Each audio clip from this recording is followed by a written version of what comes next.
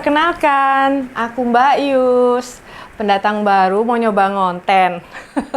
Mau ngonten nih sebenarnya sebagai ungkapan keresahan hati.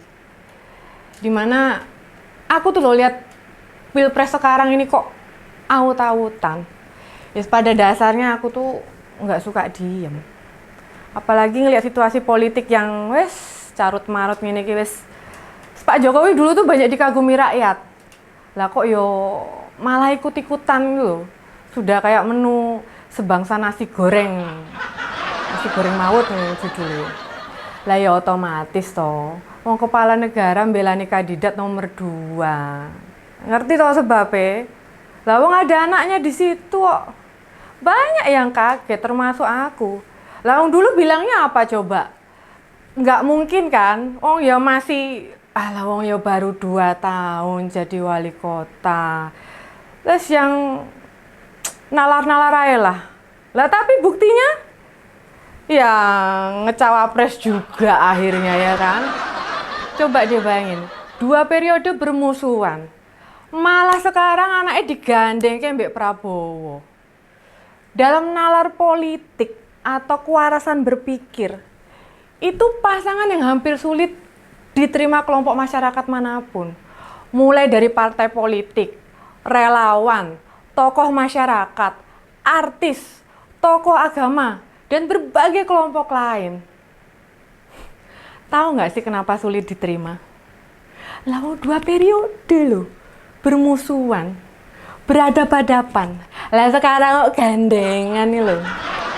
Lalu mengenai usia, ngapain juga generasi muda, bang anti belibet aku. Ngapain generasi muda, umur masih 36 tahun, kayak ngancani capres usia 72 tahun nih loh, opa-opai lah, aku ya bingung loh. Tidak hanya sudah masuk kategori lansia, namun juga secara kepartean, lah udah beda asal partai kan nama Gibran, bah belibet toh. Rekam jejaknya juga hadeh. Berderet-deret yang dipertanyakan masyarakat ya. Sebenarnya itu sudah jadi rahasia umum sih. Aku juga bingung kenapa masyarakat masih ada yang masih memilih gitu. Aku tuh juga bingung sebenarnya. Padahal udah jelas banget pelanggarannya tuh apa aja tuh udah jelas banget loh. Tuh. Bingung ya Mbak Yusi malah. Nah, sudah pasangannya menyebabkan banyak tanya. Program unggulannya juga bikin geleng-geleng kepala. Tak pikiri dengan adanya Pak Jokowi, cara merumuskan atau membuat programnya itu bisa masuk akal, rasional, mudah kita terima. Lah kok malah yang dibesar-besarkan program yang duitnya gede, duitnya ngabisin anggaran negara. Ini bermula dari omongannya adiknya Opa itu, adiknya Prabowo yang namanya Hashim Joyo Hadikusumo itu. Makan siang gratis. Program makan siang gratis dan susu gratis itu hanya silap lidah. Lalu lucu toh, silap lidah, keterucut, keliru sebut. Nah, ngapa gitu? Coba. Banyak yang menjadi kegelisahan rakyat atas rencana penyediaan makan siang dan susu gratis. Ini bukan masalah. Perkara program ini sudah dijalankan di 76 negara di dunia loh. Bukan soal itu asli nih. Masalahnya itu, apakah infrastruktur kita memadai menjalani program ini? Gitu loh. Rencana awalnya sih, program ini itu ditujukan bagi ibu hamil, ibu menyusui, anak prasekolah, dan anak usia sekolah. Yang makin aku tuh nggak habis pikir gitu loh. Kebutuhan duitnya tuh mencapai 400 triliun per tahun.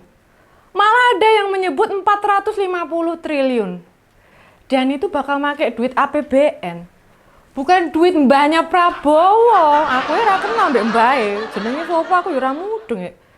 Apalagi duit adiknya Prabowo. Nggak bingung toh? Nih, padahal kurun waktu di 1 tahun itu ada 365 hari. Otomatis per hari negara itu ngeluarin duit 1 triliun hanya buat makan siang dan susu gratis doang itu. Nggak ada proyek sebesar ini dalam sejarah Indonesia. Duit subsidi BBM aja setahun itu sebenarnya 152 triliun. Lah itu aja bisa bengkak sampai 500 triliun loh. Lah coba sekarang, bila makan siang dan susu gratis, awalnya dianggar 400 triliun. Lah bengkaknya bisa jadi berapa itu? Ayo coba yang punya kalkulator ini, coba dihitung. Yang Mbak Yus nggak pegang kalkulator ini. Yuk coba yuk kita hitung-hitungan. Ambil kalkulator atau kertas sama bolpen. Coba dihitung sederhana. Nih, sehari 1 triliun lebih. Weh, orang edan apa coba? APBN kita di 2023 ditetapkan sebesar 3.000 triliun. Artinya, program makan siang gratis itu 7,5%-nya. Aja bingung? Atau gini deh kalau masih bingung. Nih, dengan duit 1 triliun per hari, kita bisa wujudkan apa? Atau dibandingkan dengan proyek lain deh. Misal untuk bangun sekolah menengah atas di Kaltim misal, itu biayanya 20 miliar. Maka hitungannya duit 100 miliar itu bisa buat bangun 5 sekolah baru itu. Padahal 1 triliun 10 kalinya 100 miliar. Artinya sehari bisa buat bangun 50 sekolah baru. Iya toh? Ini sehari. Lah nek setahun bisa bikin 18.000 sekolah baru itu. Itu nek hitungan di Kaltim loh ya. Di Sumatera, apalagi di Bali atau Jawa. Biaya bangunan sekolah malah jauh lebih murah. Bisa-bisa jumlah sekolah yang berdiri lebih banyak. Harga renovasi sekolah tentu lebih murah. Bisa ratusan ribu sekolah dalam 1 tahun. Yang bangunannya jadi lebih bagus. Nah, itulah justru berguna atau untuk bisa menambah fasilitas pendidikan gitu loh. Coba sekarang, bagaimana dengan fasilitas kesehatan? Nih, semisal sebuah rumah sakit tipe B di Parepare di Sulawesi Selatan. Kira-kira lah itu butuh biaya 75%. Sehari bila buat membangun rumah sakit tipe B, ya bisa berdiri sekitar 13 rumah sakit baru. Lah nek wis tipe B layanannya lebih bagus toh. Lah anggaran makan siang dan susu gratis, bila itu dialihkan buat mendirikan rumah sakit tipe B, itu bisa menghasilkan 4.800 rumah sakit baru. Wis lengkap peralatan sama fasilitasnya. Lah, sekarang misalan lagi yo. Sekarang coba misalnya duit itu untuk membuat jalan tol. Nih, menurut data PUPR, biaya pembuatan jalan tol itu per kilometernya harganya 100 miliar. Lah, dengan uang 1 triliun berarti lah per hari jalan tol kita tuh bertambah 10 kilometer. Itu bisa diumpamakan 400 triliun dialihkan ke jalan tol. Berarti lah jalan tol kita bertambah 4.000 kilometer. Untuk jalan nasional bisa jadi lebih murah. Hanya butuh 10 miliar per kilometer. Duit 1 triliun buat bangun jalan sehari dapat 100 kilometer. Lah setahun lah bisa 40.000 kilometer jalan nasional yang dibangun. Nah, itu baru soal fasilitas pendidikan, kesehatan, sama akses transportasi. Bila untuk membangun puskesmas atau PAUD ya, atau TK gitu loh, jalan provinsi, pasar tingkat kecamatan, jumlahnya bisa lebih banyak lagi. Nih, makanya Mbak Yus kembalikan nih ke teman-teman nih. Gimana menurut teman-teman tentang program makan siang dan susu gratis itu? Kita janjani sebenarnya sing ngusul ke itu yang bikin seolah-olah program ini dibutuhkan sama rakyat. Yang kayaknya dengan program makan siang gratis, maka anak-anak Indonesia 10 atau 20 tahun mendatang tidak ada yang stunting atau semua jadi cerdas gitu. Ya enggak gitu juga toh Besti. Sederhana aja deh. Tiap anak itu punya keistimewaan masing-masing. Kebutuhan konsumsinya pun ya juga beda-beda. Ada yang dia butuh protein, ada yang dia kekurangan karbo, berarti lah butuh karbo lebih banyak. Ada lagi yang kekurangan vitamin, lah berarti vitaminnya kudu ditambah. Ya dan sebagainya.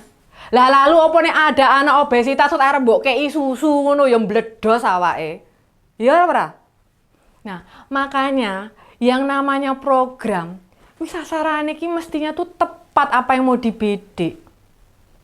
Sederhana, misalnya subsidi listrik untuk pemilik daya 450 volt ampere. Nggak ada itu orang kaya langganan listrik segitu, nggak ada. Nggak ada. Wong punya daya 1300 volt ampere aja mungkin sudah jarang. Otomatis berarti dia kan tidak akan mendapat fasilitas subsidi dari negara toh. Terus kemudian juga subsidi BBM yang hanya diperuntukkan bagi solar dan pertalite. Lah orang kaya naiknya mobil mewah, C. Lah bila nekat mengkonsumsi pertalite atau solar, maksudnya kendaraannya itu loh, bukan pemiliknya yang minum. Maka mesin kendaraannya bisa jebol, kerugiannya bakal berlipat. Ya ora ono mobil-mobil mewah ngombene sing kaya ngono-ngono kuwi ora ono. Dirujak masa nek nganti dhek ngantri ning lajur kuwi, ora mungkin gitu loh. Sehingga gini loh, sehingga ada faktor-faktor yang membuat pemerintah tidak perlu memverifikasi soal ketepatan sasaran. Beda lagi dengan KIS, KIP, atau BLT, atau PKH, dan beberapa program sejenisnya. Ada petugas yang memverifikasi. Kenapa? Ya supaya sasarannya bisa tepat gitu loh. Lah coba nih mbok bandingkan dengan program makan siang sama susu gratis ini. Ditujukan untuk semua ibu hamil, ibu menyusui, anak prasekolah, hingga anak usia sekolah. Lah yang kayak ginian mau dibela-belain loh. Lah wong yang bikin program aja wis koyo nguyai segoro. Wih ngambur-ngamburin duit aja itu. Ngambur-ngamburin duit rakyat. Semua teman-teman buat berpikir lebih jernih. Iya kan? Apakah penting program makan siang gratis dan susu gratis itu? Oke, gitu ya. Sekian dari Mbak Yus, ketemu lagi di ngos-ngosan selanjutnya. Bye!